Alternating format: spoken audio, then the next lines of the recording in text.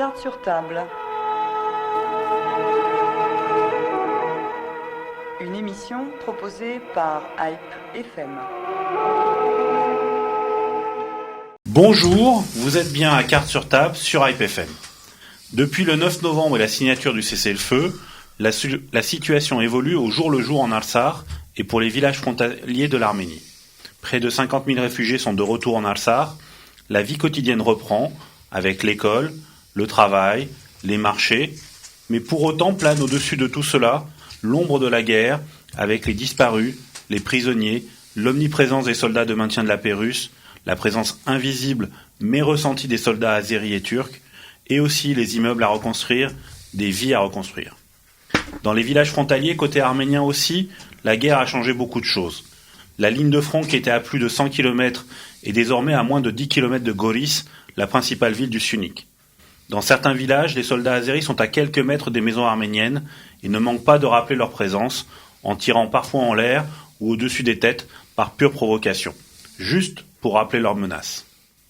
Le journaliste Vahe Termination, qui s'est rendu à plusieurs dizaines de fois sur place, y compris durant la guerre, et le photoreporter Christophe Petit-Tesson, qui travaille entre autres au Paris Match, se sont rendus pour le journal France Arménie en Artsakh et aux frontières de l'Arménie, et ont livré un récit poignant. Ils ont rencontré sur place tous les acteurs, qui sur le terrain tentent de gérer la situation. Ils sont parmi nous ce matin pour nous livrer leurs témoignages. Messieurs, bonjour. Bonjour. Bonjour à tous. Et puis, quel peut être le rôle de la France dans la reconstruction et le développement de ces zones ? Cette semaine, un échange entre l'ambassadeur de France en Arménie, Jonathan Lacotte, et le président du CDCA, Jules Boyadjian, a attiré notre attention sur l'aide de la France à l'Arménie, en comparaison avec l'Azerbaïdjan. Nous aurons également Jules Boyadjian tout à l'heure pour nous parler de ce point important pour les zones d'où reviennent nos deux invités. Messieurs donc, bonjour. Vahe Termination, si vous permettez, avant de rentrer en matière, je voudrais poser la première question à Christophe Petit-Tesson. Vous avez intitulé votre photoreportage pour France Arménie, et moi je prie pour que mon voyage ne soit pas le dernier. Est-ce que c'est ce que vous avez ressenti au plus profond de vous sur place, que ce peuple pouvait réellement disparaître ? Bonjour, oui, merci pour votre invitation. Oui, effectivement, ce titre s'est imposé puisque pour moi de ne jamais avoir été au Karabakh était un gros manque. Au printemps dernier, notre voyage avec Vahe pour les élections avait été annulé à cause du Covid et donc, malgré le fait que j'ai travaillé de nombreuses fois en Arménie, je n'avais jamais été au Karabakh. Donc, en ayant suivi la guerre par médias interposés cet automne, j'avais craint de ne jamais pouvoir y aller. Donc, le fait d'y avoir été au mois de janvier, 2 mois après la guerre, et d'avoir découvert cette région de l'Arménie, c'était pour moi quelque chose de très, très important. Et donc, en rentrant, voilà, j'avais formulé ça comme ça, en espérant que ce voyage ne soit pas le dernier. Vahe Termination, vous étiez, je le disais, sur place durant la guerre. Maintenant, 3 mois plus tard, qu'est-ce qui a changé ? D'abord, je suis pas allé des dizaines de fois depuis la guerre. Non, depuis 20 ans. Oui, bon. Qu'est-ce qui a changé ?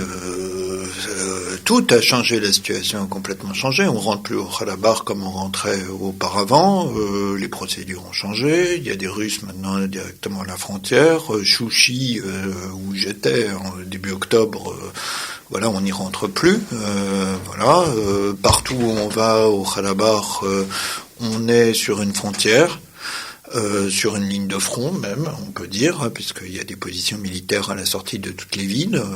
Le seul endroit où on est un peu éloigné, c'est le monastère de Gandzasar.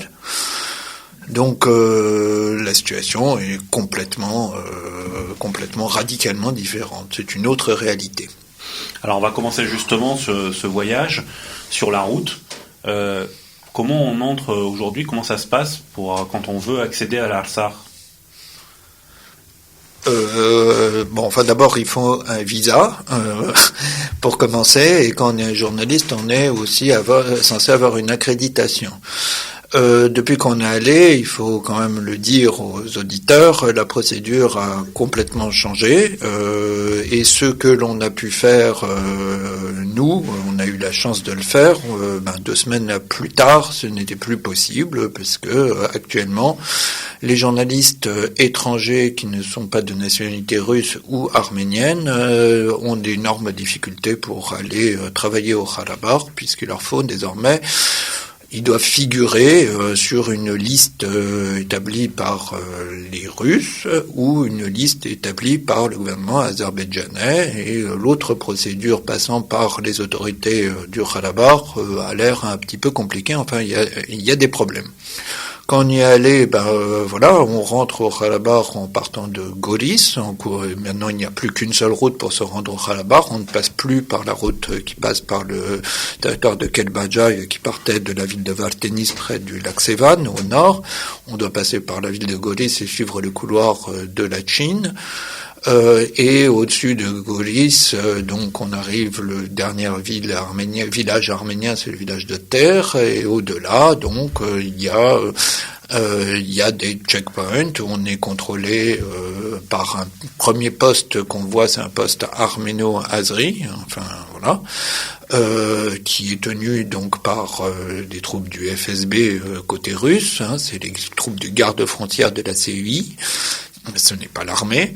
Puis plus tard, donc là, on fait des papiers, on nous laisse passer, et puis ensuite on suit la route jusqu'à Belzor.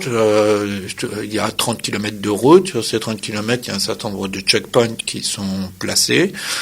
Ou des camps plutôt qui surveillent la route. Donc dans ce couloir-là, il y a donc deux villages. Il y a la ville de Belzor, anciennement Nachin, et puis deux autres villages qui sont sur cette route, qui sont quasiment vidés de leurs habitants. Les gens qui habitaient à la Chine sont partis, certains ont brûlé leur maison, d'autres ont démembré leur maison, et les villages sont quasiment désertés, même s'il y a encore une population. Et quand on arrive à Belzor, qui donc marque l'entrée du territoire de l'ancienne oblast soviétique du Karabakh, il y a donc encore des postes russes. C'est par là que passent c'est un chemin qu'empruntent les troupes azeries qui veulent se rendre de l'Azerbaïdjan, du reste de l'Azerbaïdjan, pour aller dans la région de la Chine. Donc ils passent aussi par là. Bon, là, il y a 2-3 boutiques ouvertes, et puis la ville, sur tous les habitants qui habitaient là, il resterait une centaine de personnes, qui vivraient, parce que les autres habitants sont partis, et personne ne sait trop s'ils reviendront un jour. Et une fois qu'on a passé Belzor, donc on rentre sur le territoire officiel du Karabakh, sauf que l'accord du 9 novembre a précisé que la route qui mène de Stepanakert jusqu'à Goris est sur surveillance des troupes russes, ce qui fait que, au-delà aussi, même si on pénètre officiellement dans le territoire du Karabakh, cette route, elle est placée sous la surveillance donc des troupes russes, avec encore des checkpoints qui se déroulent jusqu'à Chouchi. Et une fois qu'on arrive à Chouchi, on rentre dans Chouchi. Alors pour ceux qui connaissent, il y a la petite route là qui commence. Il y a 2 entrées à Chouchi quand on passe de ce côté-là. Et on arrive, donc il y a encore un checkpoint, et juste en face, checkpoint russe, et puis juste en face, il y a les premiers postes azerbaïdjanais avec une inscription, un panneau Chouchi transformé en Choucha avec le drapeau. Les S azeri. Écrit en changer l'orthographe du nom sur le panneau. Voilà, écrit en orthographe azeri avec un drapeau turc et un drapeau azerbaïdjanais, et on voit derrière les grillages qui ont été installés récemment, les troupes azeri qui sont là. Tu peux préciser qu'à ce moment-là, quand on passe devant le checkpoint de l'entrée de Chouchi, on est à trentaine de mètres maximum des soldats azeris. Donc c'est-à-dire que on les voit pas au loin, on les distingue, ils nous regardent dans les yeux, on passe vraiment devant eux. Alors je continue avec vous, Christophe Petit-Tesson, on reprendra avec C'est même pas une trentaine de mètres, ils sont au bord de la route, ils sont juste au bord de la route. Vous, le reporter, donc qui avait l'image en tête, sur cette route, c'est quoi les images? Est-ce que ça vous rappelle, par exemple, ce que vous avez pu voir au Moyen-Orient? Parce que rappelons que vous avez été photoreporter en Syrie, en Irak, dans d'autres zones de guerre. Alors oui, la succession de checkpoints, effectivement, on peut la comparer à ce qui peut se passer dans le nord de la Syrie ou même en Irak, c'est-à-dire que quasiment tous les quarts d'heure, on doit passer un contrôle. Et pour revenir au checkpoint, l'entrée, le premier checkpoint au corridor de Latchin, ce qui m'a vraiment moi surpris, c'est que venant d'Arménie avec un visa arménien, je dois présenter mes papiers, mon passeport à des soldats russes, parce que les soldats arméniens qui sont sur les checkpoints n'ont quasiment plus d'autorité sur le passage. Ce sont vraiment les forces russes qui décident qui passe ou qui ne passe pas. C'est-à-dire qu'on voit effectivement qu'il y a des soldats arméniens autour, mais c'est pas eux qui gèrent le passage de la frontière. Ils ont clairement donné les clés de l'accès au Karabakh aux forces russes. Donc ça, c'était la première chose un peu choquante au passage du corridor de Latchin. On comprend instantanément, on n'est même pas encore entré dans le Karabakh, on comprend instantanément que voilà, le contrôle du territoire n'est plus géré par les forces arméniennes, mais par les forces russes, qui sont d'ailleurs au niveau du contrôle des papiers, qui sont pas agressifs, ils sont même plutôt sympathiques. Bon, ils contrôlent la voiture, ils ouvrent le coffre, ils contrôlent les papiers, ils vous regardent un peu dans les yeux, ils regardent ce que vous trimballez dans la voiture. Donc sans être suspicieux ou agressif, on comprend quand même que c'est eux qui maintenant gèrent l'accès total au territoire du Karabakh. Ce que dit Christophe n'est pas du tout anecdotique, hein, quand on dit ils sont sympathiques. Il faut bien comprendre qu'est-ce que veut dire Christophe là-dessus, c'est qu'on leur a donné instruction d'être sympathique et d'être chaleureux avec d'être courtois avec la population. Juste pour finir, pour qu'on arrive quand même à Stepanakert, c'est-à-dire qu'après les 2 entrées de Chouchi, donc qui sont donc gardés par les Azeris et les Russes. Donc on arrive finalement carrément au faubourg de Stepanakert, au niveau de l'embranchement qui mène à la route de Galmi-Chouga, et c'est là où on trouve le premier poste arménien de frontière, etc. Où là on compte, il y a une procédure de comptage, on compte les gens qui rentrent, qui sortent, etc. C'est le premier poste sans force russe d'ailleurs. Voilà, sans force russe. Et là, on rentre dans la zone arménienne. Donc, en fait, jusqu'à Stepanakert, on ne pénètre pas dans la zone sous contrôle arménien si on suit cette route-là, évidemment. Alors, on a parlé aussi du retour des réfugiés. Donc, tous les autocars, vous dites que c'est le seul point d'entrée vers Stepanakert. En réalité, donc tous les réfugiés, etc., passent par ce chemin-là pour rentrer. Est-ce que vous avez pu observer des gens qui étaient en Arménie, qui rentrent, qui reviennent? Maintenant, on va parler de Stepanakert, de la vie en Artsakh. Comment ça se passe pour eux? Enfin, nous, on n'a pas vu d'autocar quand on y était. Il n'y a pas de raison, hein. Donc il y a des autocars qui passent. Oui, il y a des gens il y a beaucoup de gens qui rentrent d'Arménie. Ce qui est très frappant quand on arrive à Stepanakert, après tout ça, c'est de constater, on est dans une situation un petit peu paradoxale. Alors pour ceux qui ont connu le Karabakh en 94, après la Première Guerre, les scènes que l'on observait le Karabakh à l'époque étaient complètement ravagées. Absolument, il n'y avait rien qui tenait debout. Il n'y avait pas, les boutiques, les machins, la poste. Tout était cassé. Même s'il y avait eu des réparations, formellement, c'est pas la question. La question, c'est que les routes étaient dans un état épouvantable. On n'est pas dans une situation comme ça. Il y a eu des destructions, c'est sûr, mais ces destructions, quand même, il y a eu que 44 jours de guerre, contre 4 ans de guerre pendant la Première Guerre. Donc les destructions elles sont importantes, mais elles sont pas, c'est pas Grozny après la guerre, quoi. Et c'est certainement pas Berlin. Mais les réfugiés, oui, il y a beaucoup. Les gens sont revenus parce que de toute manière, le Karabakh à la fin du conflit était quasiment vidé de ses habitants. Tout le monde était parti, les femmes, les enfants avaient quitté le territoire, ils avaient été évacués. Même Stepanakert, la ville de Stepanakert, dans les derniers jours, avait été complètement évacuée. Donc les gens sont revenus. Et quand on arrive à Stepanakert, parce qu'on ira peut-être un peu plus loin dans d'autres régions tout à l'heure, Stepanakert donne on a l'impression que la population elle est là, qu'elle est active, parce que En fait, à Stepanakert se concentrent non seulement des gens qui sont revenus, des habitants de Stepanakert qui sont revenus chez eux, ou des gens qui travaillent dans les administrations qui sont revenus travailler là-dessus, mais se sont concentrés aussi un certain nombre des réfugiés des territoires qui sont passés sous le contrôle de l'Azerbaïdjan, principalement les régions d'Adrout, mais aussi, alors soit passés sous le contrôle de l'Azerbaïdjan pendant les combats, c'est le cas de la région d'Adrout, voilà. Ou de Chouchi. Ou de Chouchi, soit les habitants des régions qui ont été passés sous contrôle azérite depuis en application de l'accord de cessez-le-feu du 9 novembre, qui sont les régions d'Askelan, les régions de Kelbajad et les régions de Lachin, où il y a un certain nombre de gens qui sont venus s'installer là-dessus. Ce qui fait que, in fine, on a l'impression que la population, elle n'a pas baissé. Bon, on n'a pas de chiffres, mais c'est une impression comme ça. Maintenant, on arrive, donc il y a beaucoup de réfugiés.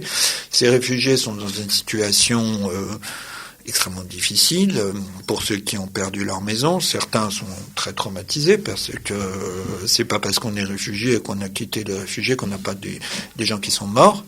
Je parle pas de civils qui ont été tués, mais tout simplement les hommes avaient été mobilisés. Donc il y a beaucoup de gens qui ont été tués. Donc ces gens-là reviennent, ils sont pris en charge et ça c'est quand même quelque chose qui est quand même important puisqu'ils reçoivent une aide financière de la part du gouvernement. Ils reçoivent une aide financière d'abord pour vivre et puis une aide financière aussi, une aide au logement aussi qui est donnée. Alors ils vivent dans des locations ou ils vivent chez des amis. S'ils vivent chez des amis, ils touchent pas de la location. Enfin bref, vous voyez les choses.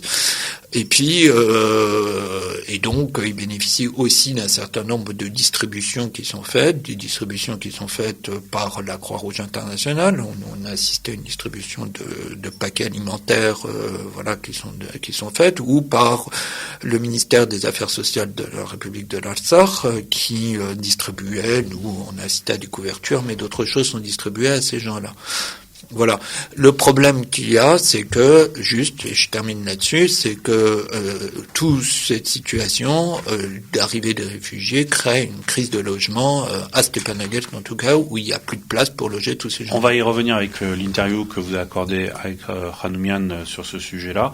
Christophe Petit-Tesson, est-ce que, comme d'autres photographes, vous avez été un peu surpris de cette normalité de la vie à Stepanakert quand vous êtes arrivé ? C'est assez surprenant, oui, en effet. Bon, on a tous suivi la télévision, sur les réseaux sociaux, les 44 jours de guerre. Et quand on se prépare à arriver à Stepanakert, on a en tête des images de villes complètement détruites, vidées de ses habitants. Et nous, on est arrivé dans les 15 premiers jours, 3 semaines du retour des réfugiés. Donc c'est vrai que j'avoue qu'on a été assez, moi personnellement j'ai été assez surpris de voir que la vie avait repris très vite en fait, de voir tous ces gens en ville, les magasins ouverts. Il fallait vraiment aller chercher derrière la première image les destructions, parce que les gens avaient vraiment hyper vite réparé les vitres des immeubles, changé les portes, les fenêtres, réparer les trous. Donc si on s'y attardait un petit peu, on arrivait à trouver les stigmates de la guerre, mais on pouvait voir aussi que les gens tout de suite avaient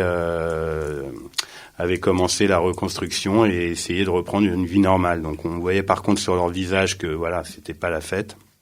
Il y a une espèce de lourdeur, de tristesse dans les expressions des gens dans la rue, mais bon, enfin tout le monde prend son bus pour aller travailler, tout le monde prend son caddie pour aller faire ses courses, les gens voilà, il y a une espèce de vie normale, mais avec une lourdeur quand même dans l'ambiance qui peut faire comprendre tout ce qui s'est passé sur place. Et en fait, est-ce qu'on peut penser que cette normalité est une normalité de façade, parce qu'est-ce qu'on sent un état normal, ou est-ce qu'en réalité on sent que bon, bah, voilà, c'est plus les Artsakiotes ne sont plus maîtres de leur destin? Alors c'est une normalité de façade dans le sens où les gens n'ont pas eu le choix de toute façon. Après ce qu'ils ont vécu, ils ont pas le choix. Ils sont obligés de retrouver une vie. Ils ont des enfants, ils ont une famille, ils ont perdu des proches. Ils sont obligés de reprendre le cours d'une vie normale. Donc effectivement, il y a un petit côté tout est normal en façade parce que on sait bien tous que cette situation n'est pas normale. Mais voilà, on a l'impression que, et ça je l'avais pu le remarquer dans d'autres pays en guerre, c'est vrai que nous, occidentaux, on se dit mais comment font-ils pour arriver à surpasser un drame pareil? Mais en fait, c'est parce que voilà, les gens n'ont pas le choix, sinon s'ils travaillent pas, s'ils vont pas faire les courses, s'ils s'occupent pas de leur famille, ils vont tous mourir. Donc du coup, ils se posent peut-être moins de questions que nous, et voilà, ils reprennent le cours d'une vie entre guillemets normale. La détermination, vous qui aviez l'habitude de côtoyer cet état de Artsakh qui s'était mis en place, etc. Est-ce que il est aussi présent enfin, on se souvient d'il y a 6 mois à peine. Hein, maintenant, on parlait d'installer un parlement à Chouchi. On était dans la dynamique du nouveau président de la République, Aray Garutunian.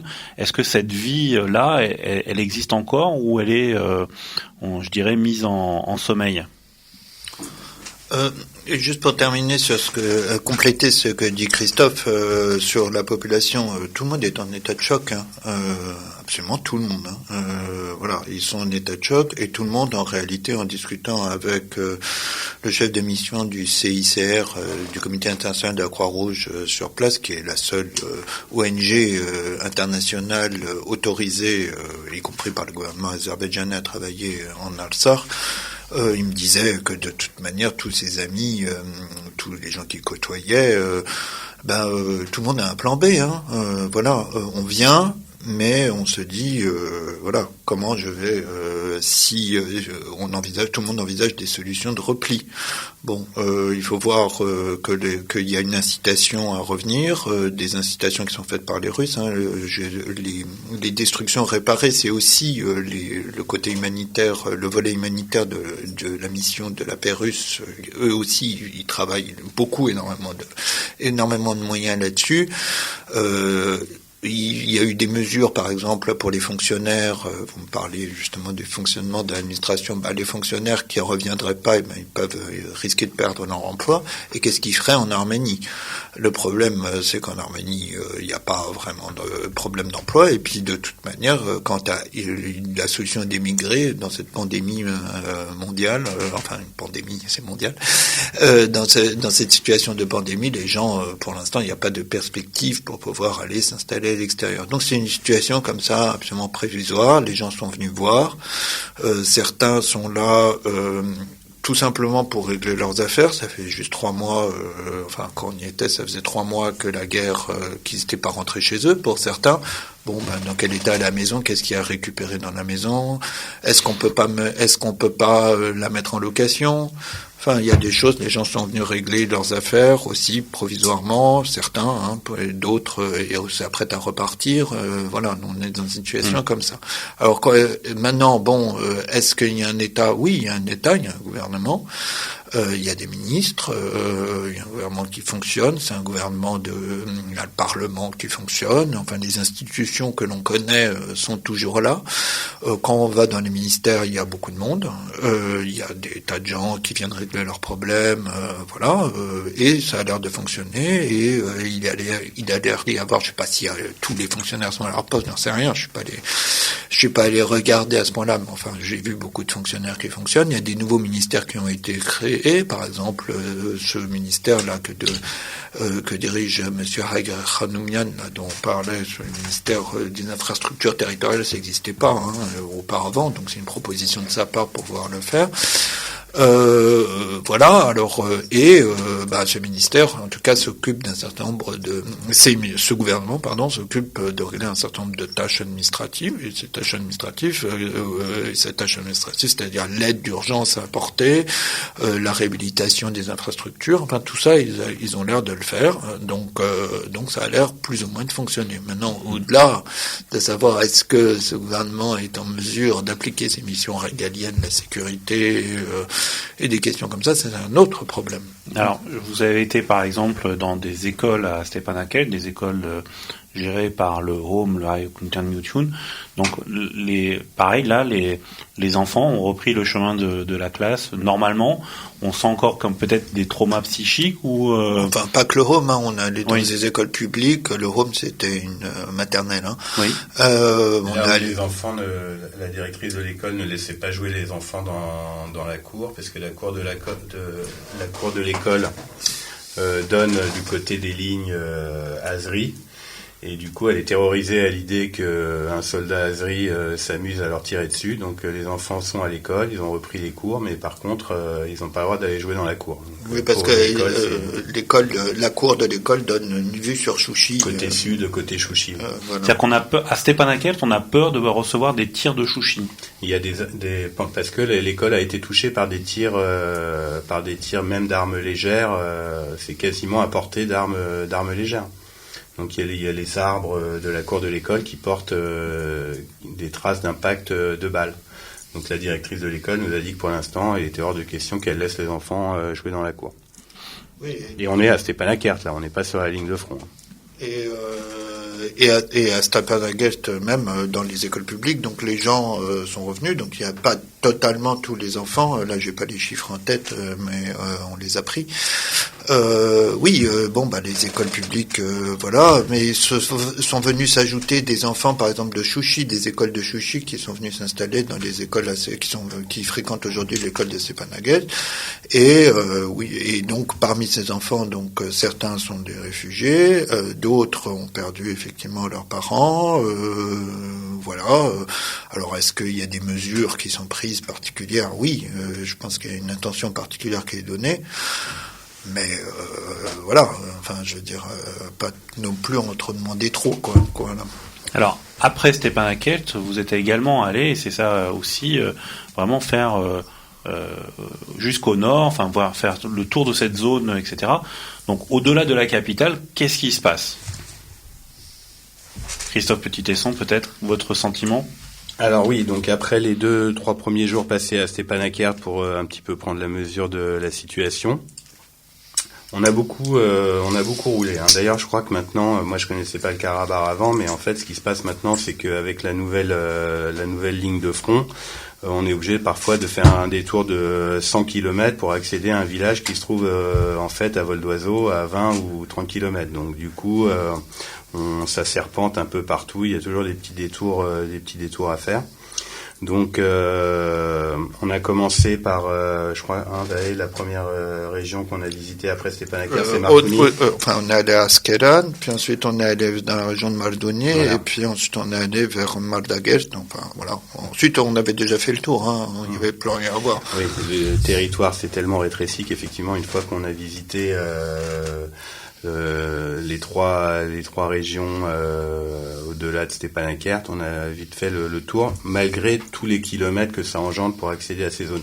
Donc pour revenir à Martouni, qui était un peu une ville un peu symbole de la guerre, parce que c'est une des villes qui a été le plus touchée et qui aujourd'hui se retrouve en ligne de front, une ville assez importante, je sais pas combien d'habitants, Martouni avant la guerre. 5000, enfin c'est ce que nous a dit le maire. Hein, voilà. Donc Martouni pour moi c'était un petit peu une ville un peu symbolique aussi du conflit, parce que j'ai des amis qui travaillent pour le journal Le Monde qui ont été blessés dans un bombardement au tout début de la guerre au mois de septembre. Donc on a retrouvé des témoins et le maire nous a raconté un petit peu comment ça s'était passé, puisque la ville a été bombardée à partir du 26-27 septembre, je crois à peu près, qui a subi des très lourds bombardements avec 800 maisons, appartements ou bâtiments détruits ou endommagés. Donc encore plus qu'à Stepanakert, on était vraiment dans une ville qui a vraiment souffert des bombardements. Et là, un petit peu comme ce qu'on a pu croiser avant, on a vu, la première chose qu'on a vue en arrivant en ville, c'est des ouvriers qui travaillaient sur des maisons, des charpentiers qui refaisaient des toitures. Voilà, tout le monde s'active. Notamment une personne âgée dont la maison a été bombardée, a brûlé, et nous paraissait complètement détruite, mais ce monsieur nous disait non, c'est pas un problème, je vais tout réparer, alors que la maison était dans un état pitoyable. Donc voilà, toujours ce côté un peu de rencontre un peu surréaliste entre des gens complètement traumatisés, sous le choc, comme disait Vahé, mais à la fois volontaires pour reconstruire. Et termination, on va avoir Jules Boyadjian là dans quelques minutes en ligne, mais est-ce que on sent la présence des Azéris aux alentours, et est-ce qu'on sent chez la population la volonté de se dire que tout n'est pas perdu et que il y a encore, que cette terre est à nous et que on va essayer, ou est-ce que c'est un sentiment d'abattement? Là,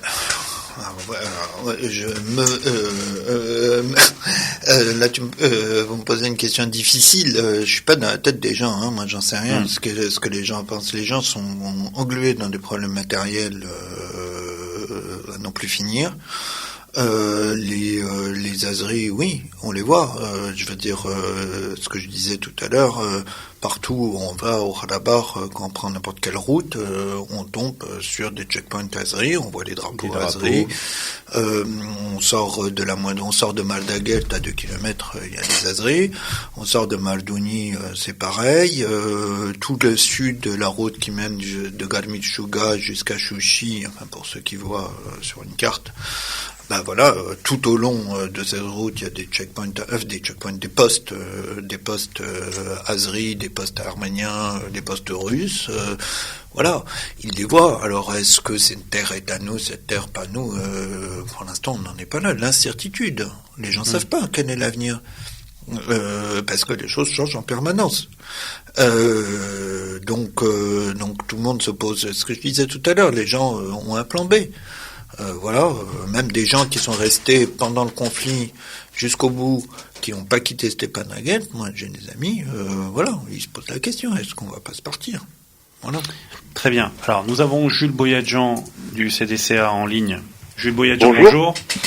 Alors, bonjour. Cette semaine, on a pu voir, pour ceux qui l'ont regardé, que vous avez eu un échange épistolaire, franc mais courtois, avec l'ambassadeur d'Arménie en France, que vous ne mettez pas, c'est pas lui que vous visez par cet échange, mais c'est plutôt la politique du Quai d'Orsay, où il se félicitait que l'AFD, l'Agence française de développement, apportait une contribution de 1 million d'euros via la région Île-de-France pour une coopération avec la municipalité d'Yerevan, et vous l'avez un peu interpellé sur la politique du Quai d'Orsay, le différentiel de politique entre l'Arménie et l'Azerbaïdjan.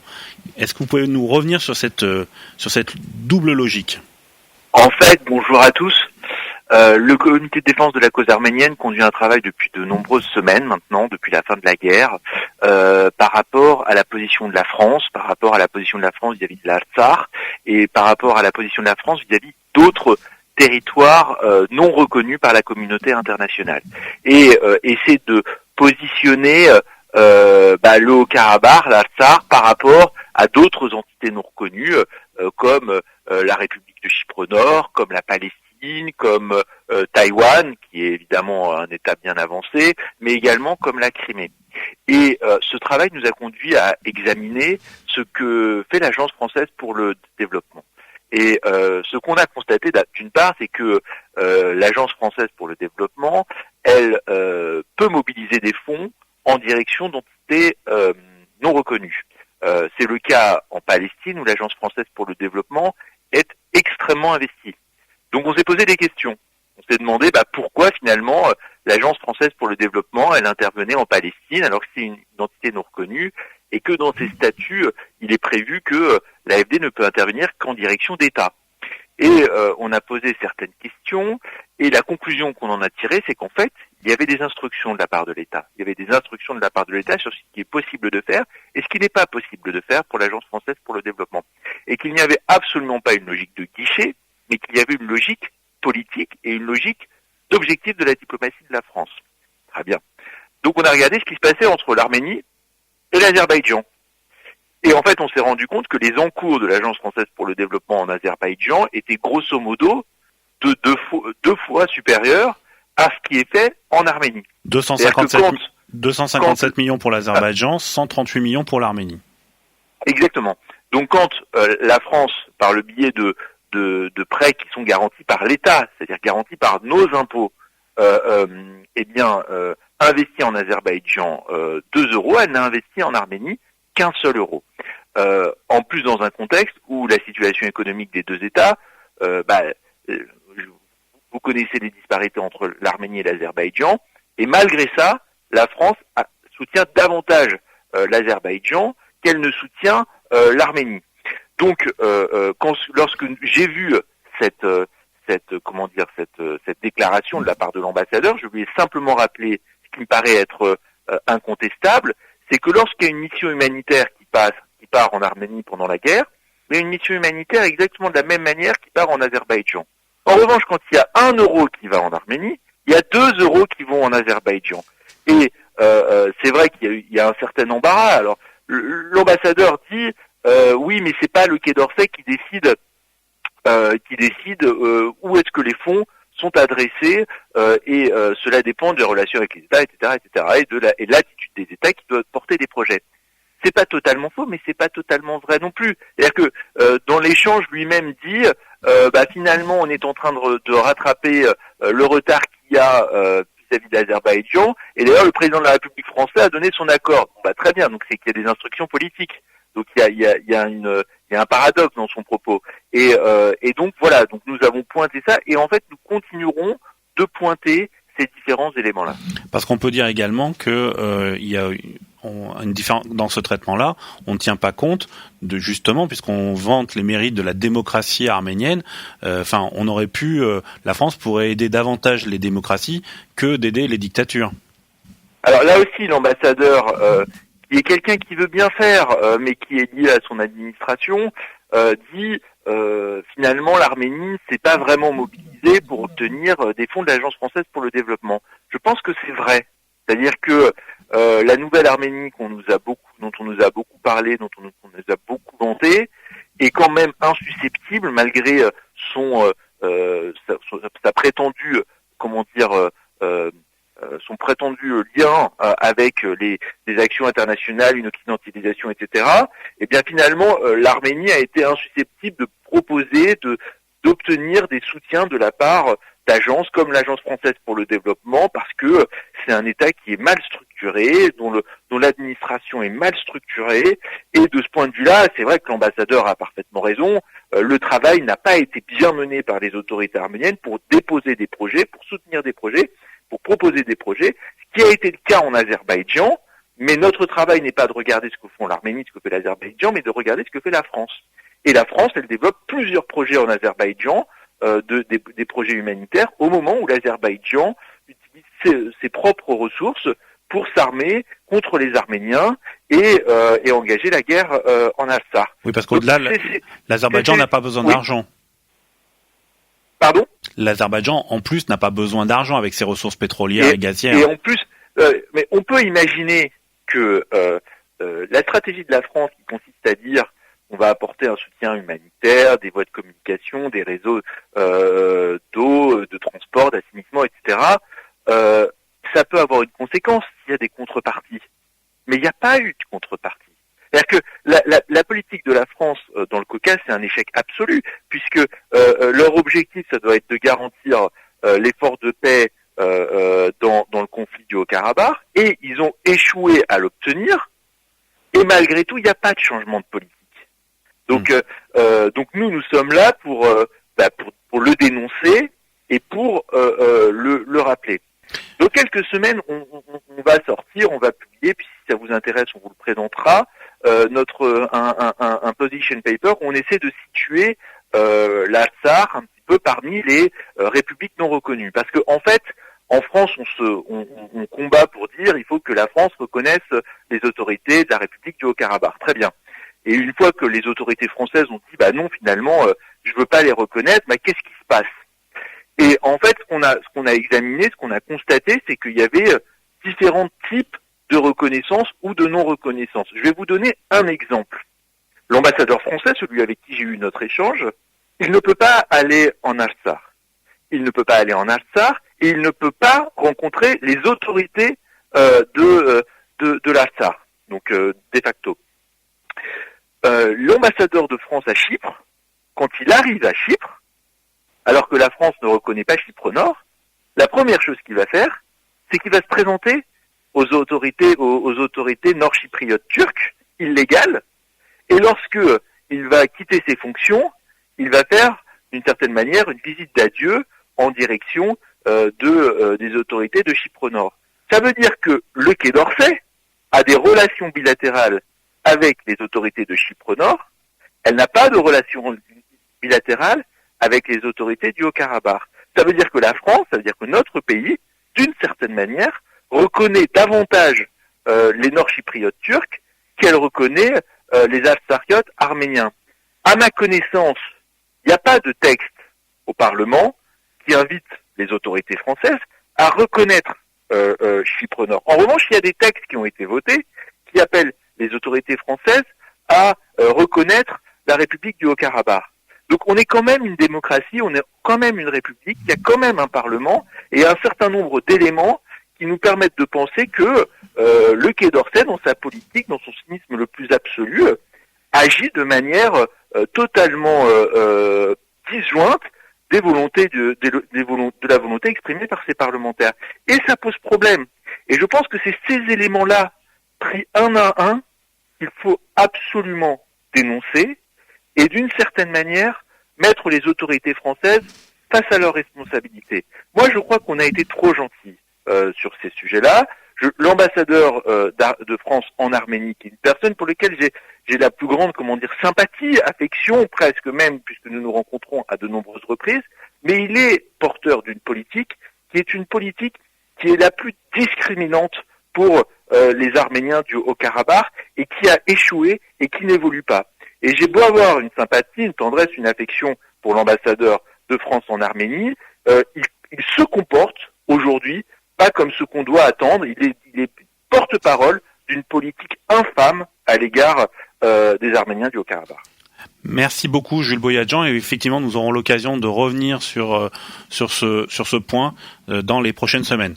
Alors moi la présence de la France, la présence de la France, est-ce qu'on la ressent en Artsakh? On savait qu'il y avait une forme de francophilie, si ce n'était de francophonie, en Artsakh auparavant. Est-ce que elle existe toujours comment les Artsakhi parlent de la France? Si peut-être Christophe, parce que ils vous ont plus identifié peut-être comme un Français. Alors, c'est un peu difficile à dire. J'avoue qu'il n'y a pas beaucoup de gens qui nous ont parlé de l'action de la France, si ce n'est que dans le désert des soutiens internationaux pendant la guerre, la France est quand même, malgré tout, même si on pourrait dire qu'elle n'a pas fait grand-chose, a été quand même identifiée comme un des rares soutiens au Karabakh, notamment dans l'opposition que le président français a eu avec Erdogan, parce que au-delà de la guerre contre l'Azerbaïdjan, la personne qui est identifiée comme tirant les ficelles sur ce conflit, c'est quand même Erdogan. Et l'opposition de Macron à Erdogan et de la France à la Turquie sur d'autres dossiers a fait que effectivement les gens sont tout de même conscients qu'ils ont été un peu soutenus par la France. Après, au-delà de cette conscience-là, sur les actions concrètes sur le terrain, non, je pense pas qu'on puisse, au-delà de ce que peut faire la diaspora, là, c'est un autre dossier, mais sur l'action de la France concrètement sur le terrain, non, il n'y a pas grand-chose qu'on a pu repérer ou identifier. Alors on va revenir maintenant sur la reconstruction, là-dessus. Que vous ont dit les autorités d'Artsakh dans France Arménie? Là, vous livrez 2 témoignages, 2 interviews, mais il y en a eu d'autres. Vous avez rencontré d'autres personnes. Vitaly Balassanian, d'abord, qu'on peut considérer donc peut-être désormais comme l'homme fort de l'Artsakh. Vitaly Balassanian, il faut d'abord rappeler en 2 mots qui c'est. C'est un général, il est plus d'actif, qui pendant la première guerre du Karabakh s'est rendu célèbre pour la défense du front d'Askelan. et qui est ensuite s'est lancé dans la politique. Il a été dans l'opposition, il a été l'un des challengers du président Bako Saakyan lors d'une des élections présidentielles. Il a été ensuite secrétaire du Conseil national de sécurité jusqu'au moment de la révolution de velours en Arménie, où ensuite ses relations avec le gouvernement d'Arménie se sont un peu tendues, et donc il a été blackboulé, quoi, voilà. Et c'est quelqu'un qui qui avait pas de bonnes relations qui était pas d'accord tout simplement avec les autorités d'Arménie sur la politique qui était conduite, et qui depuis la guerre a été nommé secrétaire du Conseil de sécurité nationale. En fait, c'est lui qui gère tous les problèmes justement de police et de... le police, je sais pas, non, peut-être pas police, mais en tout cas les problèmes de sécurité, l'armée, quoi. Enfin voilà, et les problèmes de défense, et c'est donc l'interlocuteur du général russe, du chef de la mission de maintien de la paix russe, l'interlocuteur pour les questions de sûreté. Voilà, bon, est-ce que c'est l'homme fort? Je sais que dans la presse, il a été en Arménie, ou dans la presse en France, parce que j'ai vu passer un papier dans le Courrier international là-dessus qui était repris de la presse arménienne. On a fait une espèce de général rebelle, genre Marlon Brando dans Apocalypse Now, à la tête de ces hommes qui refusent l'ordre du cessez-le-feu. C'est pas du tout le personnage que j'ai vu en face de moi. C'est quelqu'un qui fait ce qu'il peut. La fonction oblige à jouer les gros bras, évidemment. Bon, voilà, je sais pas s'il est l'homme fort. En tout cas, lui, il nous dit qu'il ne l'est pas. Il dit qu'il se borne simplement à exercer ses fonctions dans les prérogatives qui lui sont données. Donc, il s'occupe des problèmes de sécurité.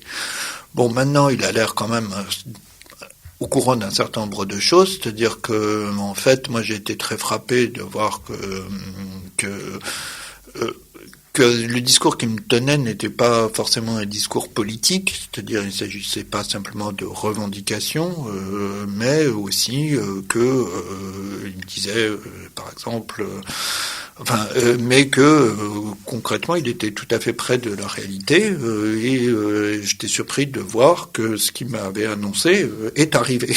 En particulier dans cette situation, vous comprenez bien que les autorités azerbaïdjanaises n'ont évidemment aucune intention de prendre les autorités du Karabakh comme des interlocuteurs dans ce chose-là. Ils veulent bien négocier avec les Russes, ils veulent bien négocier avec l'Arménie, mais il n'est hors de question de se remettre dans la configuration qui était celle après la Première Guerre, dans laquelle le Karabakh était co-signataire du cessez-le-feu de 1994. L'accord du 9 novembre ne mentionne pas les autorités de l'Artsakh, donc ils n'ont aucun intérêt à discuter avec eux. Mais enfin, il nous a dit qu'il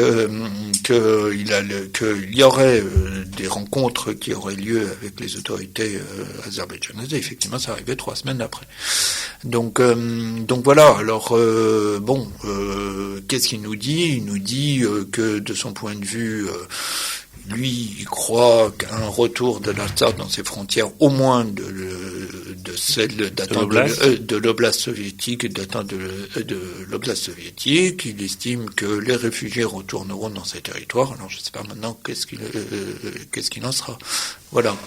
Alors, on va passer maintenant à une autre partie qui est la vie sur les frontières, dans les villages frontaliers, parce qu'après avoir été en Artsakh, vous avez fait quasiment le long de la frontière dans le Syunik. Quelle est donc la situation? Comment on vit dans ces villages? Christophe Petit-Tesson, vous me parliez tout à l'heure hors antenne des difficultés que pouvaient avoir au quotidien un certain nombre de familles dans des situations totalement inextricables. Excusez-moi. Inextricable et oui, parfois absurde même. Donc effectivement, en quittant le Karabakh, nous sommes descendus côté arménien dans la région du Syunik, où on avait entendu parler de villages qui avaient été coupés en deux après le conflit. Donc ce qui était assez étonnant, puisque on pourrait se dire qu'en quittant le Karabakh et en rejoignant l'Arménie, on se retrouve dans un pays entre guillemets normal, qui gère ses frontières, qui gère sa souveraineté, et en fait non, pas du tout. Dans la région sud, on se retrouve dans une région qui rencontre les mêmes problèmes que le Karabakh, c'est-à-dire des villages coupés en deux, des postes militaires arméniens d'un côté, azéris de l'autre, sans trop comprendre le pourquoi du comment, sur des routes nationales arméniennes, des panneaux qui affichent en 4 mètres sur 3 Welcome in Azerbaijan. Donc là, c'est quand même l'étonnement, parce que on s'y attend pas du tout. On a des drapeaux russes. Des drapeaux, des drapeaux russes. C'est-à-dire qu'en fait, cette partie de l'Arménie, c'est entre guillemets karabakhisé en fait. C'est-à-dire que les gens qui habitent ces régions se retrouvent confrontés aux mêmes problèmes que rencontrent les habitants du Karabakh, notamment dans le village de Chournour. Qu'on avait décidé d'aller visiter. On avait même pris des précautions avant pour demander une autorisation du ministère de la Défense à Yerevan qui nous autorisait à travailler dans la région, donc notamment à prendre des photos, à interviewer des gens, à s'y promener. Tout était carré.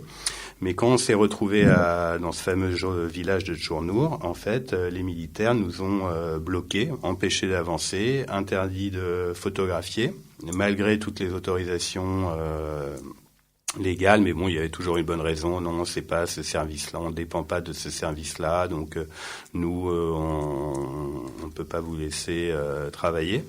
Donc c'était un peu étonnant. Et notamment à l'arrivée d'une dame qui portait des sacs, qui s'est fait déposer sur la place du village avec ses courses. J'imagine qu'elle revenait de Rapane ou d'une petite ville à côté pour aller faire des courses. Donc elle était chargée de courses. Et elle demandait de l'aide aux militaires présents pour la raccompagner chez elle, parce que en fait le village ayant été coupé en deux par la route qui le traverse en son centre, sa maison était située dans une enclave du côté de la route azéri, mais sa maison aurait été encore du côté arménien. Donc c'est-à-dire qu'elle était obligée de passer du côté azéri pour rejoindre sa propre maison qui, elle, était encore côté arménien. Donc c'était un peu compliqué. Et nous, elle nous a pas parlé directement, mais on entendait sa conversation avec les militaires où elle expliquait un petit peu sa situation. Et elle racontait que les Azéris étaient venus dans son jardin pour prendre du bois, pour faire du feu, qu'elle les voyait passer devant chez elle. Et donc, elle avait peur de rentrer chez elle toute seule. Donc, elle demandait de l'aide aux militaires arméniens, qui lui-même ne pouvait pas faire grand-chose, puisqu'il fallait qu'il en réfère aux Russes pour la confier aux Russes qui, enfin, pourraient la ramener chez elle en traversant les lignes azéri. Donc, une situation complètement ubuesque. Et donc, quand on est confronté à ça, on se demande comment c'est possible. Quand on est en territoire arménien, mais on est dans une espèce de zone en absurdie totale. Termination, c'est le même sentiment qui vous a passé quand vous avez traversé ces frontières, ces villages? Oui, enfin bon, oui, c'est vrai. Mais enfin, le cas de ce village est spécifique. Hein, on en a énormément parlé, du village de Chournour. Oui. Il faut savoir qu'on n'était pas... d'abord que les réglementations et les règlements changent en permanence. Ce qui était valable il y a 3 semaines n'est plus valable maintenant. Et nous, quand on est passé, les choses avaient changé, les instructions étaient différentes. Et voilà. Et à tel point qu'on n'avait même pas l'autorisation de discuter avec les villageois quand on était passé, parce que le village était passé désormais en zone militaire, en zone de sécurité militaire, donc on n'a pas le droit de discuter avec les gens. Bon, le sentiment, il y a des problèmes moindres quand même dans d'autres endroits. Il y a surtout le fait que dans beaucoup de villages, enfin dans un certain nombre de villages frontaliers, ils se retrouvent désormais très proche de la ligne de démarcation avec l'Azerbaïdjan. Ça suscite beaucoup d'inquiétudes, en particulier sur comment les choses vont se passer au printemps, lorsqu'il faudra semer, lorsqu'il faudra emmener les vaches, où est-ce qu'ils pourront aller, où est-ce qu'ils pourront pas aller. Sachant que les gens n'osent pas s'approcher de cette ligne de démarcation parce que on sort de la guerre, quoi. Voilà. Donc il n'y a pas du tout de confiance vis-à-vis de l'autre partie. Tout ça, ça crée énormément de tensions. Voilà. Que dire, cette frontière, alors effectivement on trouve des gens qui se souviennent de la période soviétique, voilà, des personnes âgées qui se souviennent comment les choses étaient du temps de l'Union soviétique, où passaient les frontières, où se passait la ligne de démarcation, etc. On a trouvé des gens, mais entre-temps il y a eu la guerre, donc ça crée beaucoup d'inquiétudes, voilà, pour l'instant. Parce qu'en fait, ces frontières ont été tracées sur des éléments qui remontent à l'époque soviétique, c'est bien ça ? Alors, on peut pas parler de frontières, entendons-nous. Il y a un problème de vocabulaire là-dessus. Il n'y a pas eu de démarcation de la frontière entre l'Arménie et l'Azerbaïdjan, jamais. Aujourd'hui encore, la frontière n'est pas déterminée. Non, c'est pas une frontière. Il s'agit d'une ligne de démarcation pour les forces de sécurité. Où vont se tenir les positions arméniennes et les positions azéries militaires. Et qu'est-ce qui va se passer plus proche de la ligne de front? Qui va garder? Il va y avoir des gardes frontières en première ligne, puis derrière, les troupes à l'arrière seront déployées les troupes militaires qui garderont les frontières. Donc il s'agit de déterminer une ligne de démarcation simplement. Voilà. Et alors pour cela, donc, le gouvernement arménien et le gouvernement azerbaïdjanais se sont référés à un certain nombre de cartes, et d'après le témoignage qu'on a eu du maire de Kharpan, donc on se réfère aux cartes de l'Union soviétique de 1974-1976, qui jouent le rôle de ligne de démarcation. Alors cette ligne de démarcation, sur ces cartes-là, elle rentre dans les routes, elle passe d'un côté, enfin plutôt la route rentre en Azerbaïdjan, passe en Arménie, passe en Azerbaïdjan tous les 100 mètres dans certains endroits, avec tous les problèmes que ça peut poser. Ensuite, évidemment, pendant la guerre, depuis 30 ans, les Arméniens qui occupaient les villages ont dépassé les frontières. Et puis de toute manière, les cadastres du temps de l'Union soviétique, c'est pas parce qu'on était en Arménie que le cadastre du village n'allait pas du côté azerbaïdjanais, qu'il n'y avait pas des terres, c'était le même pays. Donc il n'y avait pas de raison non plus que les choses soient différentes à l'époque. Je ne sais pas exactement comment les choses se passaient. Donc voilà, voir arriver les drapeaux azerbaïdjanais à l'entrée de la ville de Kharpan, ça crée de l'inquiétude. Bon, il faut aussi savoir que par ailleurs dans cette région-là, les troupes à la fin du conflit, donc le 9 novembre, les troupes arméniennes étaient très avancées au-delà de la frontière de cette ligne de démarcation actuelle là, et étaient disposées à une trentaine de kilomètres ou une quinzaine de kilomètres à l'intérieur des régions qui sont désormais contrôlées par l'Azerbaïdjan, de Roubatli et de Zangelan, de façon loin des villages, loin des zones habitées, voilà, de façon à assurer la sécurité, et que donc fin décembre, un ordre de retrait a été donné de ces troupes, et qui était composé de volontaires ou voilà. Puis ensuite on a changé les troupes aussi, et donc voilà, on se retrouve dans une situation comme ça. Bon. Les choses, pour l'instant, il y a eu des incidents dont vous avez entendu parler. Pour l'instant, les choses se passent, voilà, elles se passent comme elles se passent. Parce que les gardes frontières russes sont aussi là, et que pour l'instant, compte tenu de la situation, je trouve que les choses se passent pas si mal, quoi, parce que ça pourrait être encore pire. Voilà. Mais est-ce qu'on sent une détermination de la partie arménienne à marquer aussi son territoire, à marquer son terrain?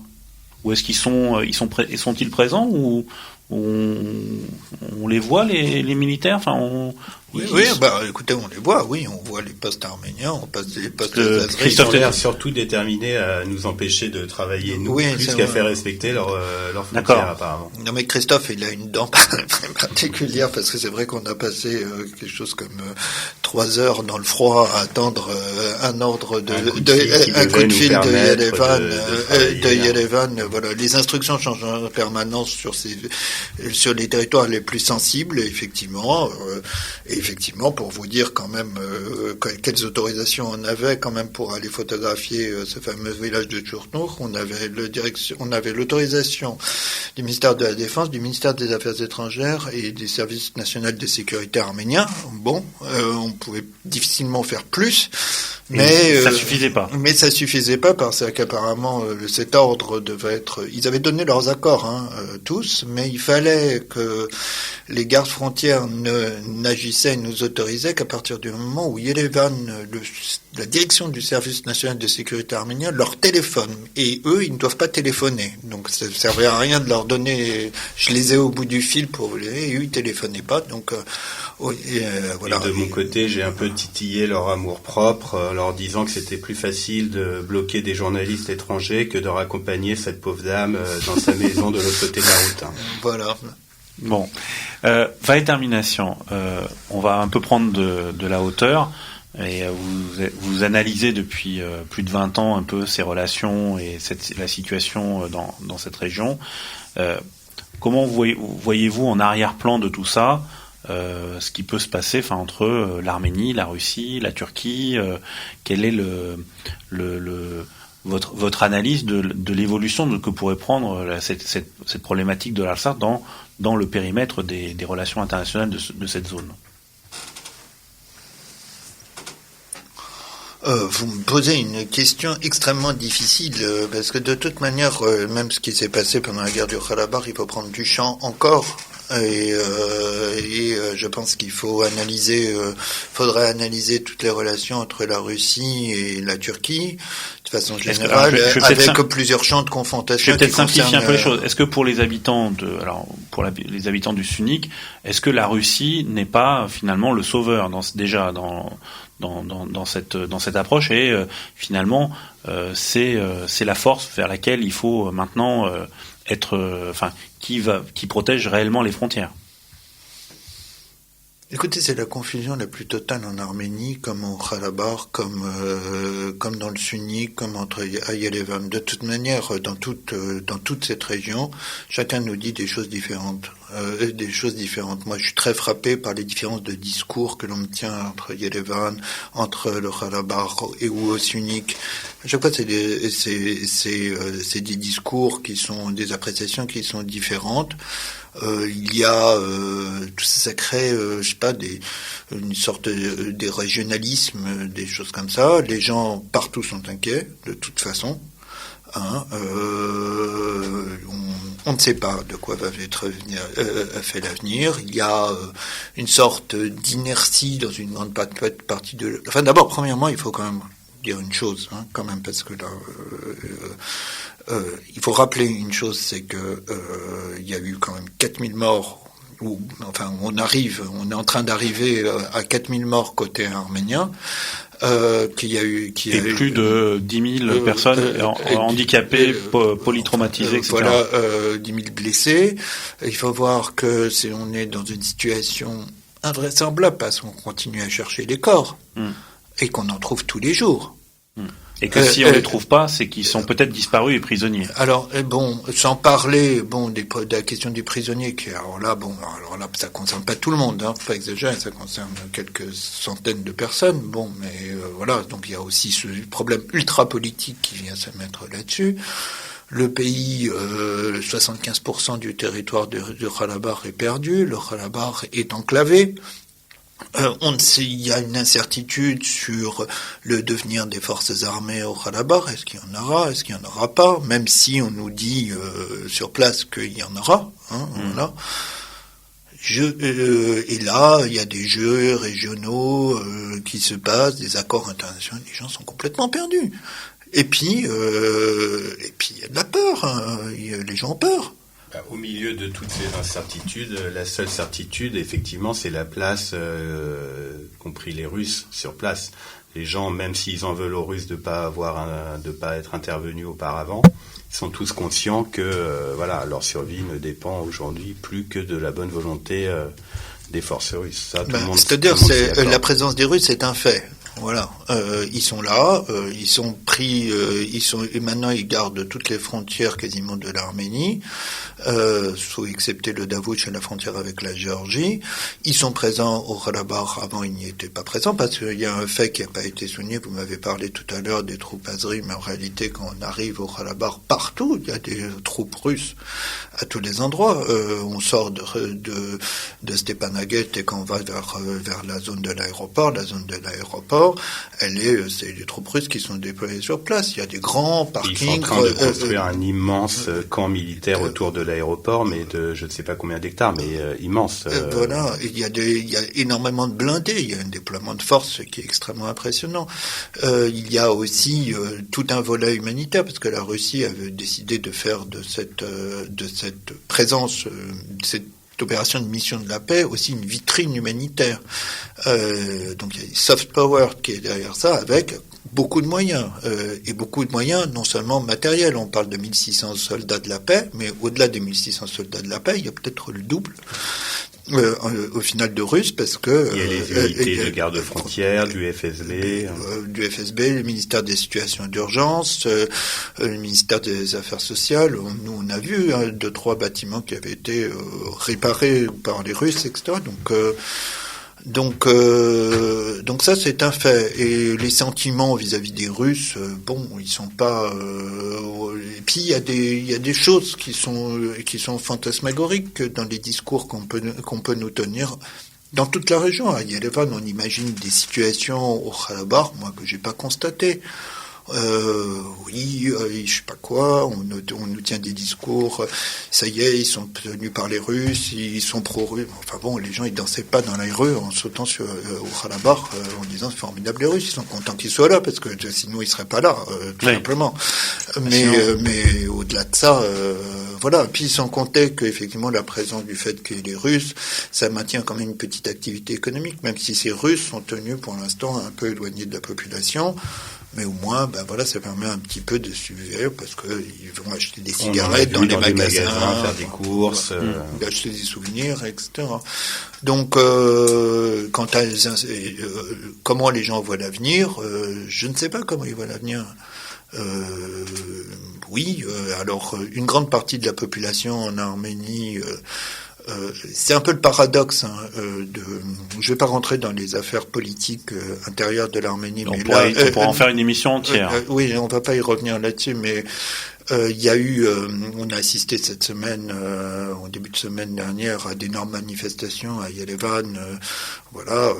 Opposition, majorité, je tranche pas là-dessus, mais il faut comprendre quand même comment cette image, elle est grotesque, comment elle est fausse. Personne n'a envie d'aller... Vous pouvez imaginer que dans une situation comme ça, les gens ont envie d'aller manifester. Pour qui que ce soit, pour qui que ce soit. C'est ce que dit déjà le dirigeant de l'opposition, Vasquez Manoukian. Non, mais je veux pas rentrer dans des affaires. C'est ce qu'il dit, c'est ce qu'il dit. Confirme ce que vous dites. Non, mais peu importe qui peut le confirmer. Je veux dire, on n'est pas dans du réel, on est dans de l'irréel, voilà. Donc beaucoup de gens, le sentiment général des gens, c'est que se dire que de toute façon, qui que ce soit qui aurait été au pouvoir, ça ne changerait rien, parce que les choses sont décidées. L'homme de la rue, je vous parle. Parce que tout est décidé là-haut, que c'est Erdogan et Poutine qui ont décidé, et que de toute manière, quel que soit le dirigeant en Arménie, il aurait signé les papiers, ou il signera les papiers qu'on voudra bien les faire signer. Bon, voilà, comme si ça fait 30 ans que l'Arménie n'était pas indépendante. Et puis les gens aussi ont la trouille, ils n'ont pas envie de voir leurs gamins aller se faire tuer je sais pas où, se faire embarquer, donc tout est bon, tout est prétexte, il y a une espèce d'inertie comme ça, voilà. Bon, maintenant, il y a du discours nationaliste aussi, ou du discours autre, voilà. Mais Christophe Petit-Tesson, vous me disiez que vous aviez été surpris par le regard que portent les habitants alors pas de l'Arménie, mais plutôt du Yerevan, sur le Karabakh. Alors oui, on a été parfois un peu choqués de certains discours de gens croisés dans la rue, notamment en revenant du cimetière militaire après une cérémonie. Il y a un jeune homme qui s'est arrêté pour nous ramener au centre-ville en voiture. Donc la conversation s'est engagée en arménien avec Vahe qui me traduisait un peu les propos que tenait ce jeune homme. Et c'était assez surprenant parce que on pouvait comprendre, d'après ses propos, que finalement, on avait perdu le Karabakh, mais que c'était peut-être un bien pour un mal, parce que finalement, le Karabakh, c'était intenable. Alors là, on lui demande de bien confirmer si on a bien compris. Effectivement, oui, c'était ce qu'il nous disait. Donc, au-delà des propos un petit peu choquants, quand on s'imaginerait un petit peu plus de solidarité chez les habitants de Yerevan envers le Karabakh, je me suis dit que aussi ça pouvait être une façon d'expliquer ce choc, en fait, parce que c'est vrai que le choc a été tellement violent que comment l'expliquer autrement que par finalement une fatalité qui devait bien finir par arriver. Donc j'ai eu l'impression, pas seulement avec ce jeune homme, mais aussi avec d'autres personnes, que finalement, plutôt que d'aller chercher des explications, voilà, tout simplement, c'était pas possible. C'était peut-être un rêve, mais on pouvait pas, c'était trop beau, il fallait que ça finisse comme ça. J'ai l'impression qu'une petite partie de la population de Yerevan essaye de se faire une raison en l'expliquant comme voilà, une fatalité, quelque chose qui devait forcément arriver. Donc c'est un petit peu étonnant quand on arrive de l'étranger d'entendre ce genre de propos, mais j'ai l'impression que c'est quand même présent dans l'esprit de pas mal de gens. Alors, on arrive progressivement au terme de cette émission. Christophe Petit-Tesson, vous y êtes allé plusieurs reprises en Arménie, etc. Mais quels sont maintenant... vous avez publié ce photoreportage en France-Arménie, mais est-ce que vous, en tant que photoreporter, est-ce que cette région du monde...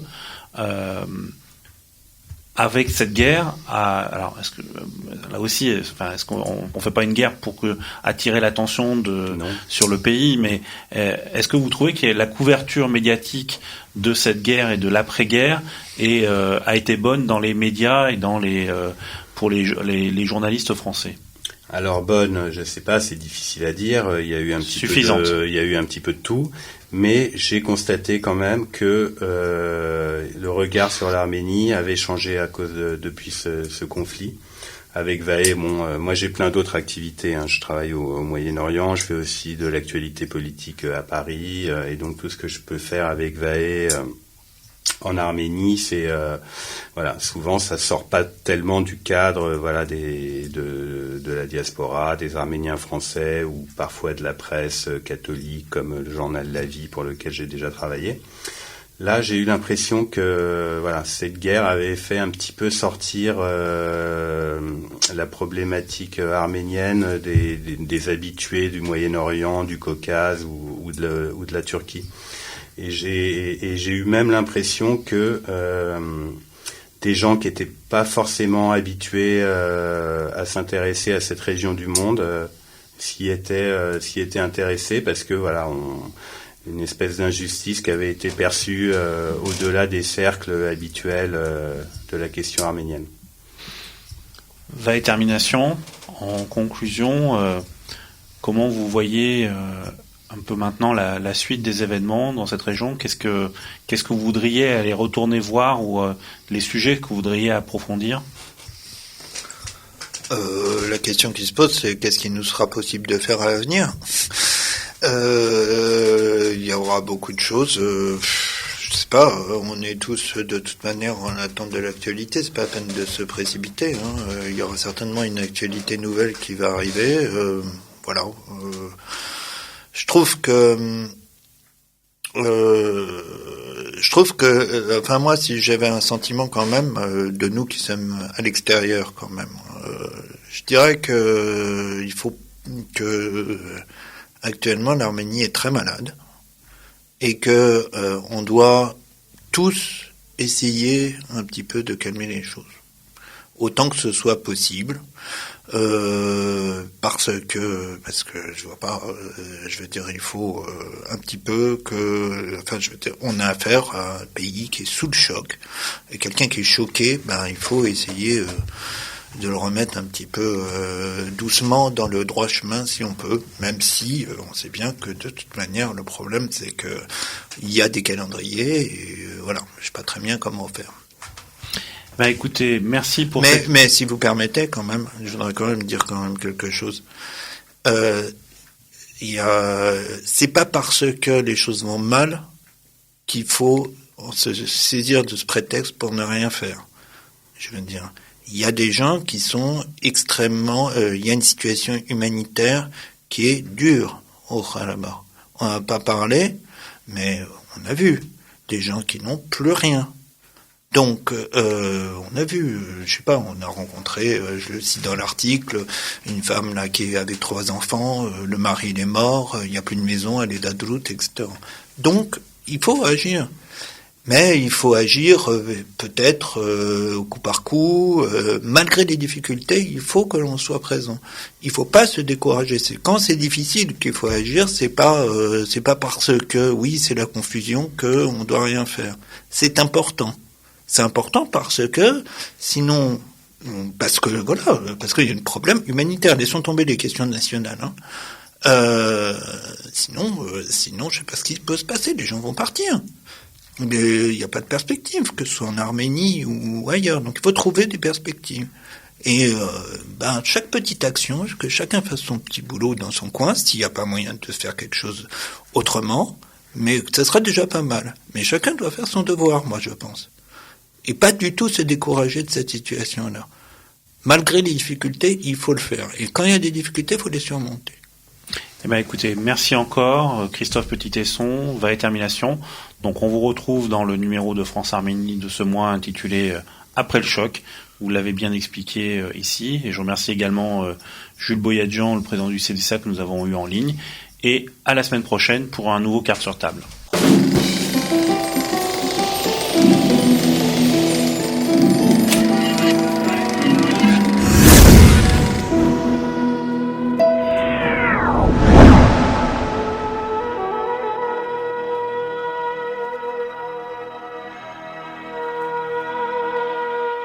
Carte sur table. Une émission proposée par Hype FM.